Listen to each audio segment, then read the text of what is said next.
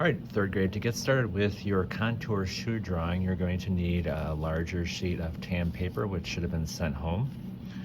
You're also going to need to have a pencil. It should be relatively sharp. You don't want it super sharp that it tears your paper. You also will need your shoe. So when you put your shoe on the paper, you want to make sure you have it on its side. Now we're going to be using our shoe like a stencil. So you're going to hold your pencil up at the eraser end. If you hold your pencil towards the bottom, you're going to end up going underneath your shoe, which won't work out quite as well. So hold your pencil at the top, and you're going to go right along the edge. So if you're looking at your shoe from the side, your pencil's going to go right along the edge of your shoe like a stencil. So I'm going to lay it down. Now if your shoe's kind of squishy, you may need to hold it. So I'm going to go along the edge of my shoe, holding my pencil high enough up so my hand's not in the way. Now your lines are going to be a little bit wiggly, and that's okay. So just make sure you're pressing light enough that if you need to erase any extra marks, you can go ahead and do that.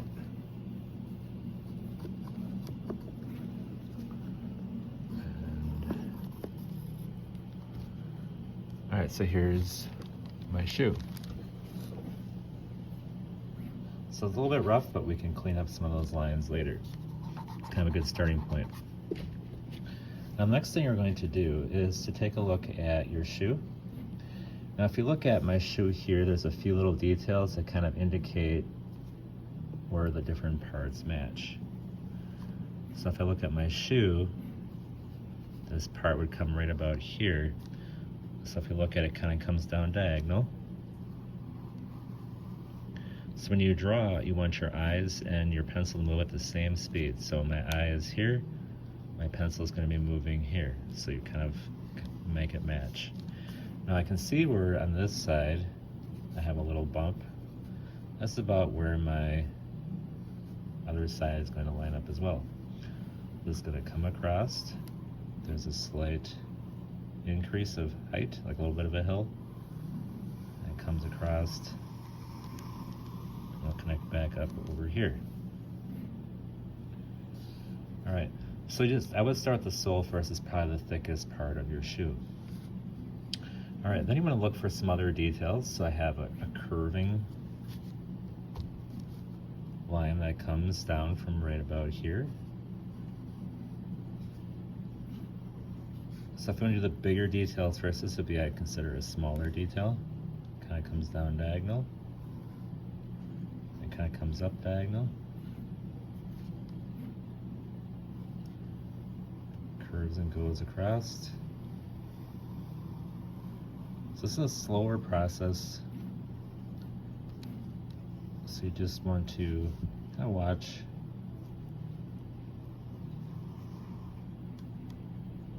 Down.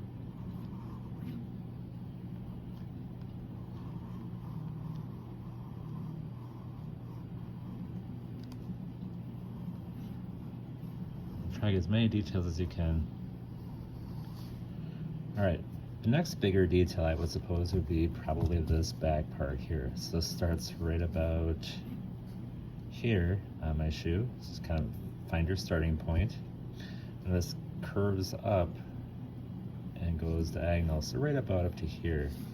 So if I get my 2 points, I know I'd have to make a curved line to connect over here. And this part's going to come down with my little loop here. And then I have this curved line. I got the dirty shoe here. So if I look at this part, I follow this line up, it would come right about here. So try to find some clues that will help you out where to draw your lines. And this would connect back up like that. All right, so then we're going to look at some of the smaller details. So if I look at my shoe here, I have some stitches. So I'm going to use a dashed line for that part.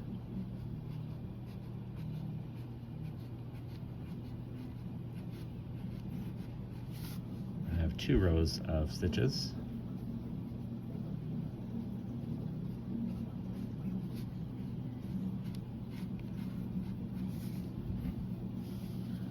I have a line coming down like that. And I have this part, so this comes down and it connects about to here. And I have some stitches coming around that part.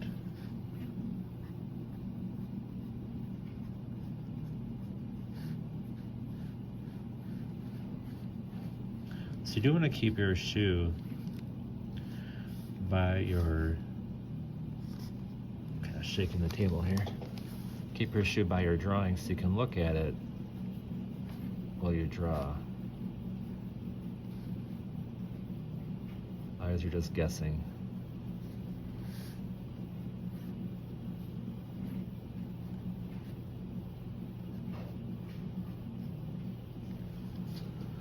Alright, so I'm not going to draw the entire shoe right now, I'm just going to point out a few more points. I would have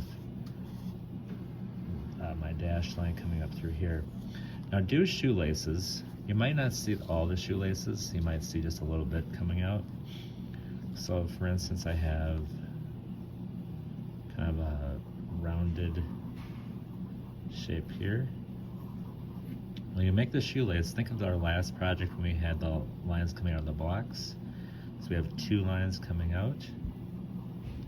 It kind of disappears and it overlaps part of the shoe. I have my next hole here. And this one kind of curves around and disappears on the other side.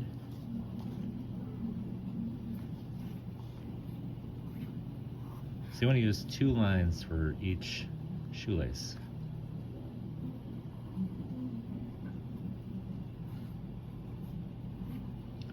This one comes around like that.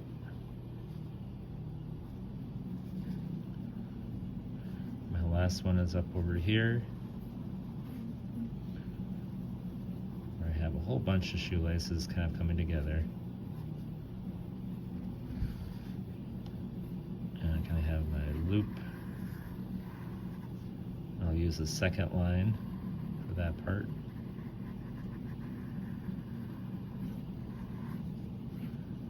And I have part of the bigger shoelace in here.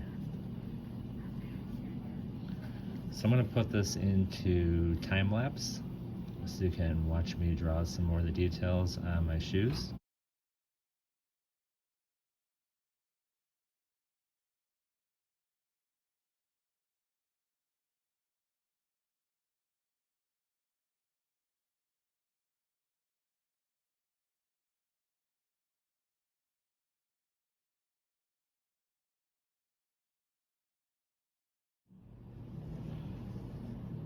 Okay, at this point I have the majority of my main lines drawn on my shoe. That would be the first step. The next step would be to go on to part 2, which is adding value to your shoe. Now there's a couple of tips I will want to show you. I'm going to flip it over in the back. So if you have a lot of texture on your shoe, like little holes or lines, you might do something called cross hatching. So cross hatching is you make multiple lines going one direction, then you would crisscross it, lines in another direction. So if you have like little vent holes or little circles or ovals, this might be a better trick for you to use. So for the next step, you will need a white colored pencil and a regular pencil and a tissue, so for the blending part. So good job, and I look forward to seeing your work.